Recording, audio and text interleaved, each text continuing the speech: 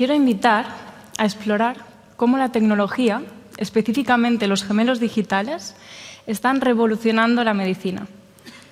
Cómo nos está ayudando a pasar de un enfoque...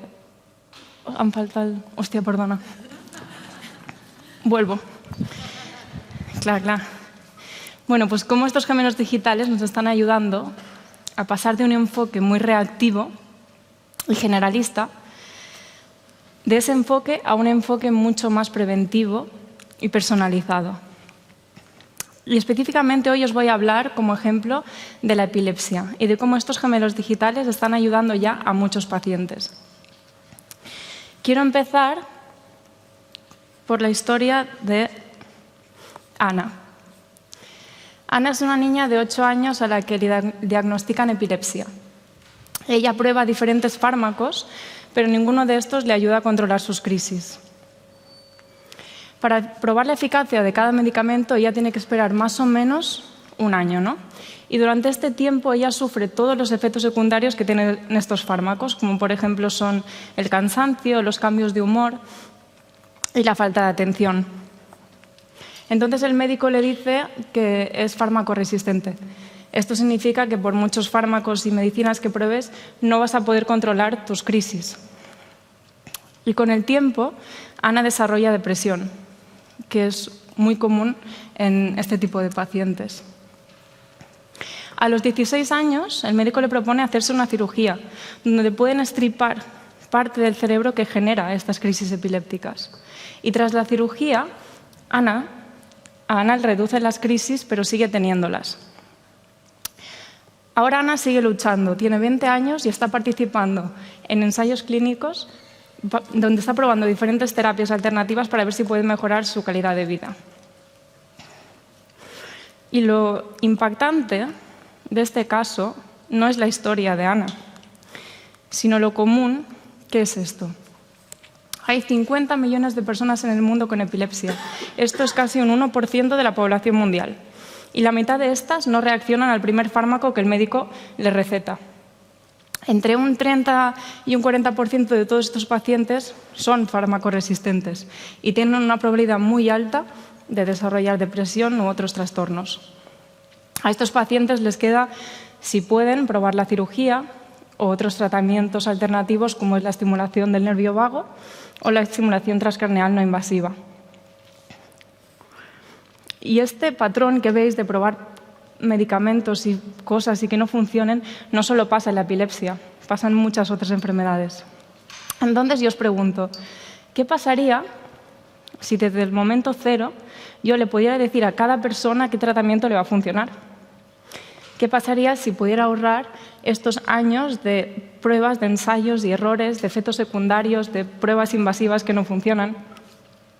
¿Qué pasaría si yo pudiera aliviar todo este sufrimiento o al menos parte de él? Entonces hoy os vengo a proponer una solución, que serían los gemelos digitales. Y me preguntaréis, ¿qué es un gemelo digital, no? Pues un gemelo digital es una réplica virtual de un objeto físico. Y esta réplica virtual lo que hace es coger los datos del objeto físico para poder predecir escenarios futuros y ayudar a la toma de las decisiones. Y esto no es una tecnología avanzada o nueva. Esto lleva existiendo ya décadas. No sé si algunos de aquí lo recordaréis, yo no, porque fue en los años 70, pero estaba el proyecto de Apolo 13, donde enviaron astronautas a la Luna. Y lo que pasó fue que durante la misión los ingenieros de la NASA tuvieron que usar el clon de la nave donde estaban los tripulantes para poder simular las soluciones a todos los problemas que los astronautas tenían y que ponían en riesgo sus vidas. Y esas simulaciones, gracias al clon digital, les permitieron volver a la Tierra sanos y salvos. Esta tecnología de los gemelos digitales se sigue usando en la aviación. Ahora mismo se están simulando casos extremos de aviones para prever, por ejemplo, los fallos mecánicos antes de que ocurran. Y esto es mucho más reciente, esto de los gemelos digitales, en el mundo de la medicina y del cuerpo humano, ¿no? Que es de lo que vengo a hablaros hoy. Entonces, imaginaros, ¿no? Cada uno de vosotros, vuestro clon virtual. Este clon virtual es una representación de vosotros mismos que va evolucionando con vosotros a lo largo del tiempo, a medida que os vais haciendo pues, pruebas médicas, ¿no? Pues un análisis de sangre, glucosa en sangre, la resonancia magnética. Todo esto se lo vais pasando a vuestro clon digital. Entonces el médico tiene vuestro clon digital y está mucho más informado a la hora de recetaros algún tipo de medicamento, ¿no? Os puede ayudar también a prevenir enfermedades. Imaginaros que viene el médico ahora y os dice, oye, si sigues fumando, en 3 años tienes un 90% de tener cáncer. O sea, yo creo que la gente pararía de fumar un poco más de lo que está haciendo ahora, ¿no? Y es muy importante que estos gemelos digitales tengan vuestros datos específicamente y no los del vecino o un modelo general. ¿Por qué digo esto? Ya habéis visto que en la epilepsia pues un fármaco le funciona a una persona y al otro no. O, por ejemplo, la enfermedad de Alzheimer se desarrolla de manera tan diferente en diferentes pacientes. Unos la empiezan a los 60 años, dependiendo del genoma, otras al 70, otras el declive cognitivo es mucho más rápido, ¿no? Y toda esta variabilidad no puede ser que un clon digital no represente a todos, ¿no? Y entonces os quiero explicar cómo son estos gemelos digitales hoy en día en el mundo de la epilepsia. Ahora mismo se están usando estos gemelos digitales, se están cogiendo los datos del paciente y los médicos los usan para poder definir mejor dónde está el foco epiléptico. El foco epiléptico es el área donde empiezan estas crisis, ¿no? Y este problema de encontrar el foco epiléptico ha sido un desafío enorme para los médicos desde siempre. Y ahora con esta tecnología se le está haciendo mucho más fácil este trabajo. También se están haciendo simulaciones de millones de tipos de cirugías diferentes que le podemos hacer a un paciente con estos gemelos digitales. Entonces ellos van probando todo tipo de cirugías y tal hasta que ven la que mejor funciona para este paciente, ¿no? Y esto es muy importante porque en epilepsia a veces se ha llegado a quitar media parte entera del cerebro de un paciente, ¿no?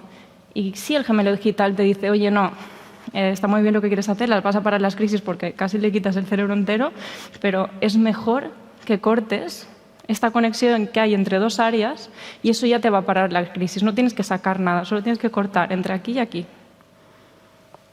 Esto es el potencial que tiene. Y en un futuro, estos gemelos digitales también nos van a ayudar a predecir si un paciente es farmacoresistente o no. Y entonces le vamos a ahorrar todos estos años de efectos secundarios.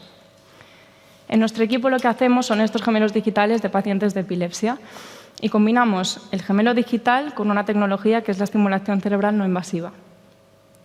Entonces lo que hacemos es recoger los datos de los pacientes, los médicos nos los mandan, nosotros generamos el clon virtual de esta persona específicamente, le ponemos este casco virtual también y miramos en qué posición tienen que estar los electrodos y las corrientes que tenemos que inyectar para esta persona. Y cuando tenemos la solución que sabemos nosotros que en su clon virtual le para las crisis, se la damos al médico y ellos los aplican en los pacientes.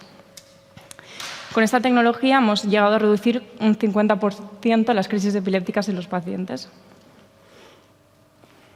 Y esto no acaba aquí, esto no es solo del cerebro y de epilepsia, ¿no? Hay muchas más enfermedades que se pueden hacer gemelos digitales. Estamos trabajando para hacerlas de Alzheimer y depresión también. O hay otros centros que hacen pues, gemelos digitales del corazón, de los pulmones, del sistema inmunológico.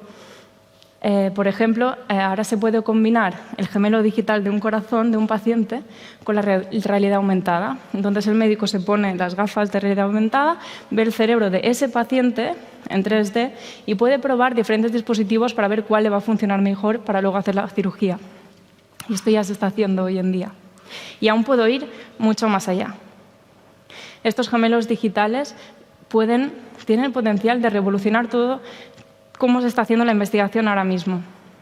Tiene el potencial de reducir todas estas pruebas en animales y acelerar muchísimo más el desarrollo de nuevos fármacos o medicamentos. Porque ahora el desarrollo de fármacos dura años y cuesta millones, ¿no?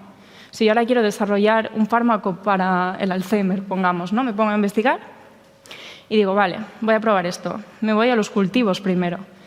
Ahí pruebo si el fármaco hace lo que yo quiero que quiera hacer. Paso de cultivos, si funciona, a los animales, a los ratones, y ahí vuelvo a probar. Muchos fármacos se han quedado aquí. Los prueban en ratones y no funcionan, adeu. Los que funcionan pues se llevan en humanos y se hacen ensayos clínicos en humanos. ¿Pero qué ha pasado con el Alzheimer? Pues que se han probado muchos medicamentos en humanos y todos ellos con graves efectos secundarios como cefaleas porque les aumenta el volumen del líquido que tienen en el cerebro, ¿no? Entonces yo os pregunto, oye, ¿pero qué pasaría si yo tengo una base de datos enorme de pacientes de Alzheimer virtual y les empiezo a probar todos los medicamentos que yo creo que pueden funcionar, evitándome todo este proceso y todos estos riesgos? Porque lo estoy haciendo en un entorno virtual y sin dañar a nadie, ¿no? Y aparte que puedo probar cosas mucho más rápido, menos costosamente, encontrando así posiblemente mejores soluciones en un futuro, ¿verdad? Pero esto es muy bonito, ¿no? Y hay que ser un poco críticos, como es el tema de esta charla. Y entonces, ¿qué límites tenemos ahora? ¿O qué nos falta, no? Porque para hacer un clon de un cuerpo humano no es nada fácil. Tenemos miles de órganos, de células diferentes, de tejidos, el ADN.